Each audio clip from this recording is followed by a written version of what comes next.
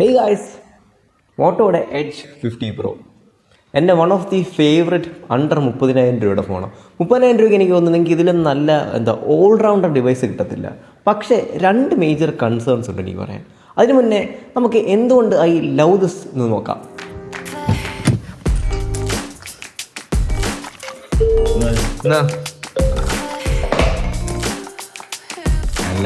So ആദ്യം തന്നെ എനിക്ക് മോട്ടോയുടെ ഡിസൈൻ ഫിലോസഫി അല്ലെങ്കിൽ ഡിസൈനെ കുറിച്ച് പറയണം. It is beautifully designed. അതിൻ്റെ കളേഴ്സ് തൊട്ട് അതിൻ്റെ ലെതർ ഫിനിഷ് വരെ സൂപ്പറാണ്. ടെക്നിക്കലി നോക്കുവാണെങ്കിലും അടിപൊളി തന്നെ. അതിന് IP68 ഉണ്ട്. ചെറിയ തിൻ ബെസൽസ് ആണ്. 186 ഗ്രാമേ ഉള്ളൂ. വെയിറ്റ് ബാലൻസും വെയിറ്റ് ഡിസ്ട്രിബ്യൂഷനും ഓൺ ദ ബെറ്റർ സൈഡാണ്. ഭയങ്കര കിടലൊന്നും ഞാൻ പറയത്തില്ല, ഭയങ്കര ലൈറ്റാണെന്ന് ഞാൻ പറയത്തില്ല. പക്ഷേ നമുക്ക് പിടിക്കാനും എർഗണോമിക് ഡിസൈനൊക്കെ ആയതുകൊണ്ട് it is very comfortable to hold in your hand. ഇതിൻ്റെ കേർവ് ഡിസ്പ്ലേ ആയതുകൊണ്ട് തന്നെ ഞാൻ ഭയങ്കര ഫാനല്ല, പക്ഷേ ഇത് ഭയങ്കര ഹാൻഡി ആയിട്ടൊരു ഡിവൈസ് കേട്ടോ. വെയിറ്റും ഡിസൈനും തിൻ ബെസൽസും എല്ലാം വെച്ച് നോക്കുമ്പം എനിക്ക് ഡിസൈനിൻ്റെ കാര്യത്തിൽ നിങ്ങൾക്കൊരു അബ്സല്യൂട്ട് പ്രീമിയം ഫീൽ തന്നെ കിട്ടും. ഇതിൻ്റെ റെയിൽസൊക്കെ മെറ്റലാണ് ആൻഡ് കോണിംഗ് കോറിലെ ഗ്ലാസ് ഉണ്ട്. സോ നിങ്ങൾക്ക് 30,000 രൂപയ്ക്ക് ഇതിൽ കൂടുതലൊന്നും എനിക്ക് തോന്നുന്നില്ല ചോദിക്കാൻ പറ്റുമെന്ന്. ഡിസൈൻ കാര്യത്തിൽ സൂപ്പർ. അതിൻ്റെ കൂടെ തന്നെ ആ ഡിസ്പ്ലേ, എൻ്റെ മോനെ, എൻ്റെ ഫേവററ്റ് കാര്യം ഈ ഫോണിലെ ഈ ഡിസ്പ്ലേയാണ്. 144 Hz HDR10+, 2000 നിറ്റ്സിന് മേളിലുള്ള ഒരു quad HD display. Superb experience എന്ന് വെച്ചാൽ ചില ചൈനീസ് മാനുഫാക്ചേഴ്സിനെയൊക്കെ വെച്ചാണെങ്കിൽ ഒരു ഡിസ്പ്ലേയുടെ റിയൽ ക്വാളിറ്റി നമുക്ക് അസസ് ചെയ്യണേ അവരുടെ കളർ കാലിബ്രേഷൻ നോക്കിയാൽ മതി. പെട്ടെന്ന് നമുക്ക് അസസ് ചെയ്യാൻ പറ്റുന്ന വൈറ്റ് കളർ എടുത്ത് നോക്കുക. ഇതിനകത്ത് വൈറ്റ് നമുക്ക് മറ്റേ സാംസങ്ങിൻ്റെ, ആപ്പിളിൻ്റെയും സോണിയുടെ ഒക്കെ കിട്ടുന്നതിനൊക്കെ പ്രീമിയം ആ ഒരു ക്രീമി വൈറ്റ്, ഈ ഹാർഡ് ബ്ലൂ ലൈറ്റ് അല്ല. സോ സിംപ്ലി സേയിങ് ഇതിൻ്റെ ഡിസ്പ്ലേ ഭയങ്കര അടിപൊളിയാണ്. പ്ലെൻറ്റി ബ്രൈറ്റ് ആണ്. 144 Hz സ്മൂത്താണ്. എല്ലാ സർട്ടിഫിക്കേഷനും കാര്യങ്ങളും അവിടെ ഉണ്ട്. സോ ഐ ഡോണ്ട് തിങ്ക് നിങ്ങൾക്ക് ഒരുപാട് കാര്യങ്ങൾ ഇവിടെ മിസ് ചെയ്യുന്നത്. ചില അപ്രൂവലുണ്ട്, ചില സീരീസ് കാര്യങ്ങളൊക്കെ സ്ട്രീം ചെയ്യാനുള്ളത്. അതിന് മോട്ടോറോളയ്ക്ക് അപ്രൂവൽ ഇനിയും കിട്ടുന്നുണ്ട്. പക്ഷേ മോട്ടോറോള ക്ലെയിം ചെയ്യുന്ന വിത്തിൻ ചെറിയ ചുരുക്കം കാലയളവിൽ അവർക്ക് അപ്രൂവൽ കിട്ടും. സോ ഡിസ്പ്ലേയും ഡിസൈനൊക്കെ ഇൻറ്റഗ്രേറ്റ് ചെയ്ത ആ യൂസർ എക്സ്പീരിയൻസ് ഭയങ്കരമായിട്ട് ഇഷ്ടപ്പെട്ടു. അത് എലിവേറ്റ് ചെയ്യുന്നൊരു സംഭവമാണ് ഇതിൻ്റെ പെർഫോമൻസ്. സോ ഗൈസ്, സ്നാപ്ഡ്രാഗൻ്റെ 7 Gen 3 ചിപ്പാണ്. 7 Gen 3 ഞാൻ എന്തുകൊണ്ട് ഡിമെൻസിറ്റി ചിപ്സിനെക്കാട്ടി ഹയറി കിടിലോ എന്ന് പറയും. കാരണം 2 കാര്യം. ഒന്ന് സസ്റ്റെയിൻഡ് ത്രോട്ടിലിങ്ങും, 2 തേർമൽ പെർഫോമൻസും. തേർമൽ പെർഫോമൻസ് എന്ന് ഞാൻ ഉദ്ദേശിച്ചത് ഫോൺ നിങ്ങൾ ഇപ്പോൾ ഒരു 10-20 മിനിറ്റ് PUBG അതുപോലത്തെ സസ്റ്റെയിൻഡ് ഗെയിംസൊക്കെ ഒരു ലോങ്ങർ പീരീഡ് ഓഫ് ടൈമിൽ നിങ്ങൾ കളിക്കുമെന്ന് വെച്ചോ, ഫോൺ ചൂടാവും. പക്ഷേ ഫോൺ ചൂടാവുന്നതിൻ്റെ കൂടത്തിൽ തന്നെ നിങ്ങൾക്ക് ആ കോൺസ്റ്റൻ്റ് ആയിട്ട് 60 FPS കിട്ടും. അതിൽ നിന്ന് വലിയ ഡ്രോപ്പും കാര്യങ്ങളൊന്നും വരത്തില്ല. അതാണ് ഞാൻ പറഞ്ഞത്. ഡിമെൻസിറ്റിയുടെ ചിപ്സൊക്കെ ഒന്ന് ചെറുതായിട്ട് ചൂടായ ഫ്രെയിം ഡ്രോപ്സും കാര്യങ്ങളൊക്കെ വരും. എന്നും പറഞ്ഞാൽ ഞാനിതൊരു absolute beast of a gaming ഫോണാണോ എന്ന് വെച്ചാൽ അല്ല. അഡ്രീനോയുടെ 720 GPU, അത് പ്ലെൻറ്റി അടിപൊളി GPU ആണ്. സോ ഇതൊരു മീഡിയോക്കർ ഗെയിമിംഗ് ഫോൺ എന്ന് വെച്ചാൽ നിങ്ങൾ ഭയങ്കരമായിട്ട് കോമ്പറ്റീറ്റീവ് ഗെയിമിംഗ് ഒക്കെ കളിക്കുകയാണെങ്കിൽ ഞാൻ ഒരിക്കലും ഈ ഫോൺ റെക്കമെൻഡ് ചെയ്തില്ല. ഈ ഫോൺ നല്ല ഈ പ്രൈസ് റേഞ്ചിലുള്ള ഒരു ഫോൺ ഞാൻ റെക്കമെൻഡ് ചെയ്തില്ല. പക്ഷേ നിങ്ങൾക്ക് കാഷ്വലി ഗെയിം കളിക്കണം, കാഷ്വലി ഇച്ചിരി പെർഫോമൻസ് ഓറിയൻറ്റഡ് സ്റ്റഫൊക്കെ ചെയ്യണമെങ്കിൽ ഡോണ്ട് വറി, ഇത് നിങ്ങൾ പ്ലെൻറ്റി കവാടെ. 8 GB RAM ഉണ്ട് ആൻഡ് 256 128 ഒക്കെ വേരിയൻസ് ഒക്കെ ഉണ്ട്. സോ റാം മാനേജ്മെൻറ്റ് കാര്യങ്ങളൊക്കെ അടിപൊളിയായിട്ട് സോഫ്റ്റ്വെയർ ചെയ്യുന്നുണ്ട്. പിന്നെ വേറൊരു കാര്യം ഞാൻ നോട്ട് ചെയ്ത്, ഇതിൻ്റെ ബാക്ക് ലെതർ ആയതുകൊണ്ടാണോ എന്ന് എനിക്കറിയത്തില്ല, ഹീറ്റ് ഡിസിപ്പിയേഷൻ ഉണ്ടല്ലോ. ഇതിൻ്റെ ചൂട് പെട്ടെന്ന് ബാക്ക് ചെയ്ത് പോകുന്നില്ലാത്ത പോലെ എനിക്ക് തോന്നി. ഈ മെറ്റലും ബാക്കിയുള്ള ബെറ്റർ കണ്ടക്ടേഴ്സിനെ വെച്ച് ഇതിൻ്റെ ചൂട് ഇവിടെ തന്നെ നിൽക്കുന്നുണ്ട്. പക്ഷേ എന്നാലും ഹീറ്റ് അത്യാവശ്യം മാനേജബിൾ ആണ്. പെർഫോമൻസ് നിങ്ങൾക്ക് അഡിക്വറ്റ് ആയിട്ട് കിട്ടും. ആ പെർഫോമൻസിൻ്റെ കൂടെ GPU കാര്യങ്ങളും എല്ലാം ഓൺ പോയിൻ്റാണ്. സോ നമുക്കിനിയും ഇവൻ്റെ ബാറ്ററി ലൈഫിനെ കുറിച്ച് പറയാം. ബാറ്ററി ലൈഫിനെ കുറിച്ച് പറയുമ്പോഴാണ് ഞാൻ ഭയങ്കര ഇമ്പ്രസ്ഡ് ആയിട്ടിരുന്നത്. ഞാൻ ഇച്ചിരി ഒന്ന് ബാക്കിലോട്ട് വന്നത്. ഇതൊരു ഓസം ബാറ്ററിയാണ്. അത്രയ്ക്ക് ഓസമൊന്നുമല്ല, എന്നാലും സ്പെക് വൈസ് 4500 mAh ബാറ്ററി ആയിരിക്കുന്നത്. ഇതിൻ്റെ കൂടെ സ്നാപ്ഡ്രാഗൺ 7 Gen 3 ഒരു അത്യാവശ്യം പവർ എഫിഷ്യൻറ്റ് ചിപ്പാണ്. പക്ഷേ ഇതിൻ്റെ ബാറ്ററി ലൈഫ് പിടിച്ച് താഴോട്ടിടുന്ന ഇതിന് 144 Hz ആയിട്ടുള്ള ഡിസ്പ്ലേ എടുത്തിട്ടുണ്ട്. അത് എനേബിൾഡ് ആണെങ്കിൽ ശരിക്കും നിങ്ങൾക്കൊരു 5.5 hours ഇടയ്ക്കൊക്കെ ഈ സ്ക്രീൻ ഓൺ ആയി കിട്ടും. പക്ഷേ ശരിക്കും നിങ്ങൾക്ക് ബാറ്ററി ലൈഫ് പുഷ് ചെയ്യാൻ പറ്റും. അത് ഓഫ് ചെയ്തിട്ട് ഈ നൈറ്റ് മോഡും കാര്യങ്ങളും അഡാപ്റ്റീവ് ബാറ്ററി എന്നൊക്കെ പറഞ്ഞ സാധനങ്ങളൊക്കെ ഓൺ ചെയ്തിട്ട് നിങ്ങൾക്ക് എനിക്ക് തോന്നുന്ന ഒരു 6+ hours ഈസി ആയിട്ട് പോകാൻ പറ്റും. സോ ബാറ്ററി സ്റ്റാൻഡ്സിൽ ആവറേജ് അല്ല എബോ ആവറേജ്. പക്ഷേ എനിക്ക് ഭയങ്കര ഇമ്പ്രസീവ് ആയിട്ടൊന്നും തോന്നിയില്ല. ആ ഒരു സ്റ്റാൻഡ് ഔട്ട് കാര്യങ്ങളൊന്നും എനിക്ക് തോന്നിയില്ല. പക്ഷേ ഈ ഒരു സാധനത്തിന് കീപ്പപ്പ് ചെയ്യാനായിട്ട് ഇതിൻ്റെ charging speed 125 watts fast charging സപ്പോർട്ടഡാണ്. പക്ഷേ ഇൻ ബോക്സ് എനിക്ക് 89 watt കിട്ടിയ. അത് വെച്ച് നോക്കുമ്പോൾ തന്നെ കുത്തിയിടുമ്പോൾ പറക്കും സാധനം. പെട്ടെന്ന് മിനിറ്റ്സ് പറയുകയാണെങ്കിൽ എങ്ങനെയായാലും ഒരു അരമണിക്കൂർ 10-20 മിനിറ്റ് കൊണ്ട് നിങ്ങൾക്ക് നല്ല അഡിക്വറ്റ് ബാറ്ററി ലൈഫിനുള്ള ഒരു ഡേക്കൊക്കെ വേണ്ടിയുള്ള സാധനം കിട്ടും. സോ അത് ഭയങ്കര ഇൻട്രസ്റ്റ്. ബാറ്ററി കുത്തിയിടുമ്പം നല്ലോണം ചൂടും. കീപ്പ് ഇൻ മൈൻഡ് അത് നോർമലാണ്, ഞാൻ ഗൂഗിളൊക്കെ സെർച്ച് ചെയ്തപ്പോൾ. സോ നമുക്കിനി ഇതിൻ്റെ ഏറ്റവും സ്പൈസി ആയിട്ടുള്ള കാര്യത്തിലേക്ക് പോകാം. That is cameras. ജെന്യുവൻലി എല്ലാവരും പറയുന്നത് ഈ പാൻറ്റോൺ കളർ മാങ്ങാ തേങ്ങ എന്നൊക്കെ. പക്ഷേ അത് നമുക്ക് സൈഡായിട്ട് വയ്ക്കാം. ബേസിക്കലി ഇതിൻ്റെ ക്യാമറ പെർഫോമൻസ് അനലൈസ് ചെയ്യുമ്പം ഒരു നല്ല 50 മെഗാ പിക്സൽ പ്രൈമറി ഷൂട്ടറുണ്ട്. That is very good.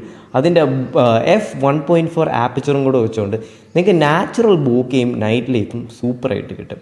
And ബാക്കിയുള്ള ടെലിഫോട്ടോ വൈഡ് ആംഗിൾ ലെൻസിനെ കുറിച്ചുമ്പം എനിക്ക് വൺ തിങ് ഞാൻ നോട്ട് ചെയ്തത് ഈ ഒരു റേഞ്ചിൽ കാണാത്തൊരു സംഭവമാണ് കളർ കൺസിസ്റ്റൻസിയും ഈ ലൈറ്റ് ബാലൻസിങ്ങും ഒക്കെ ഈ ലെൻസ് മാറുമ്പോൾ. അത് പക്ഷേ മോട്ടറോള നല്ലോണം അവിടെ കീപ്പപ്പ് ചെയ്തിട്ടുണ്ട്. So that is A good thing. ഇനി നമുക്ക് ഹൗ ഇസ് ദ ക്യാമറയെ കുറിച്ച് പറയുമ്പോൾ ആദ്യം എനിക്ക് പറയാനുണ്ട് ക്യാമറയുടെ ആപ്പ് ഭയങ്കര മോശമാണ്. ഭയങ്കര മോശം എന്ന് വെച്ചാൽ ഞാൻ ഉപയോഗിച്ചുകൊണ്ടിരുന്നപ്പോൾ എനിക്ക് ഒരുപാട് ബഗ്സും കാര്യങ്ങളൊക്കെ ഫീൽ ചെയ്തു. ആ ഒരു ആപ്പിൽ എനിക്ക് തോന്നുന്നു മോട്ടറോള അപ്ഡേറ്റ് കൊണ്ടുവരും. പക്ഷേ ബാക്കിയുള്ള കാര്യങ്ങളൊക്കെ the colours, signs, saturation, contrast അതൊക്കെ സൂപ്പറായിട്ട് അവർ ചെയ്തിട്ടുണ്ട്. ഇത് ഞാൻ ഒരു ഫോട്ടോ എക്സാമ്പിൾ കാണിച്ചു തരാം. ഇതിൻ്റെ ഹയസ്റ്റ് പാർട്ടിൽ അവർ ഭയങ്കരമായിട്ട് ഹൈലൈറ്റ് ബ്രിങ് ഡൗൺ ചെയ്തിട്ടുണ്ട്. അതേസമയം ലോവസ്റ്റ് പാർട്ടിൽ അവർ എന്താ പറയുക ഷാഡോസ് വെച്ചിട്ട് പുള്ളപ്പ് ചെയ്യാൻ ശ്രമിച്ചിട്ടുണ്ട്, ലൈറ്റ് ആഡ് ചെയ്ത്. പക്ഷേ അതിൻ്റെ മിഡ് റേഞ്ചിൽ അവർ പ്രോപ്പറായിട്ട് കോൺട്രാസ്റ്റ് മെയിൻറ്റെയിൻ ചെയ്തിട്ടുണ്ട്. എന്നെ സംബന്ധിച്ച് ഇതിൻ്റെ പ്രോസസ്സിങ് അത്യാവശ്യം വെരി ബാലൻസ്ഡ് ആണ്. ഭയങ്കര കോൺട്രാസ്റ്റി അല്ല, പക്ഷേ അത്യാവശ്യം സാച്ചുറേറ്റഡ് വൈബ്രൻ്റ് ആയിട്ടുള്ള ഫോട്ടോസ് കിട്ടുക. പിന്നെ കളേഴ്സിൻ്റെ കാര്യത്തിനെ കുറിച്ച് പറഞ്ഞാൽ പാൻറ്റോൺ എന്ന് നിങ്ങൾ പറയുന്നതല്ലാതെ എനിക്കിതിനകത്ത് ഭയങ്കരമായിട്ട് ഡ്രാസ്റ്റിക് വ്യത്യാസം തോന്നി സ്കിൻ ടോൺ.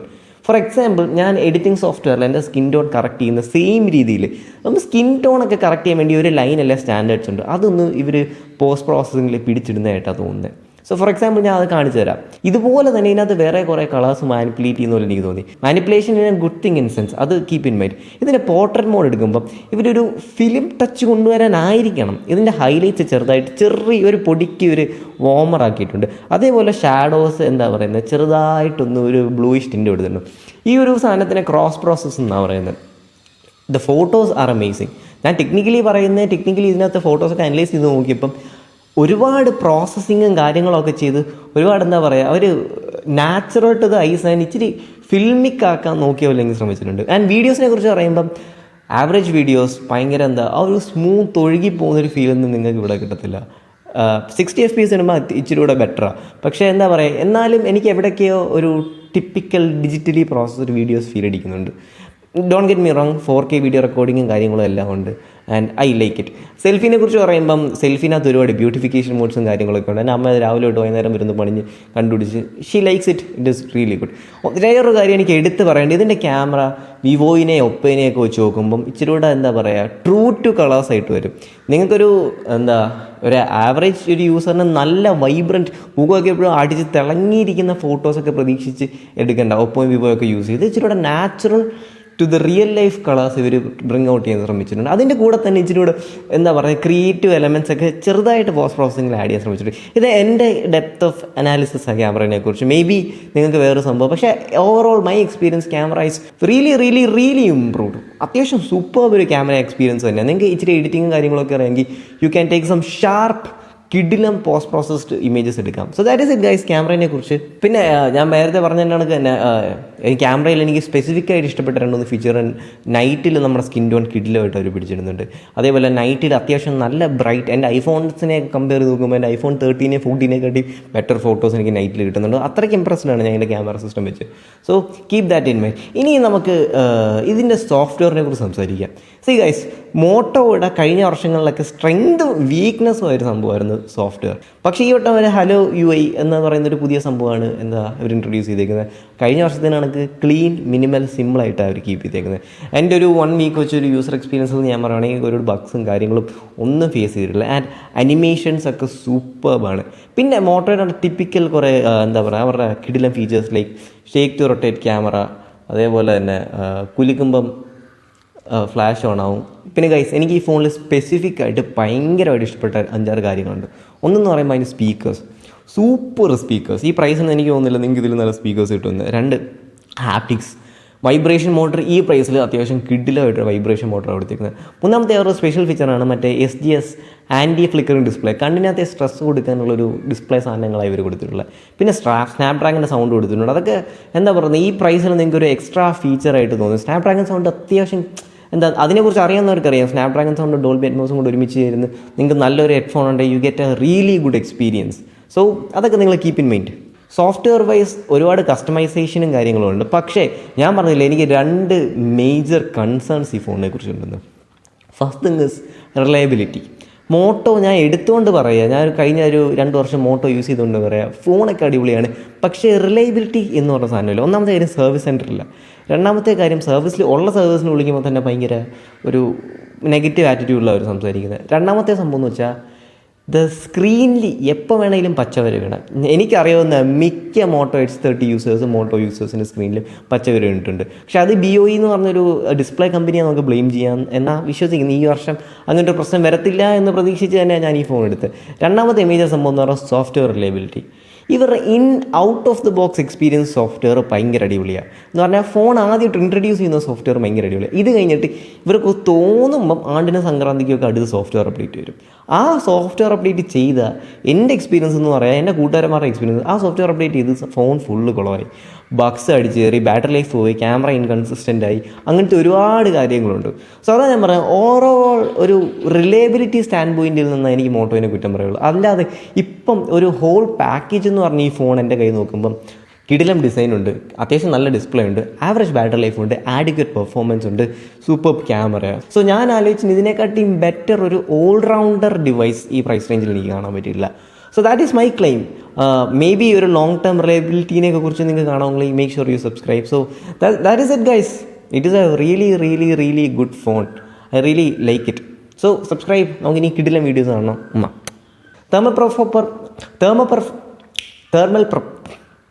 thermal performance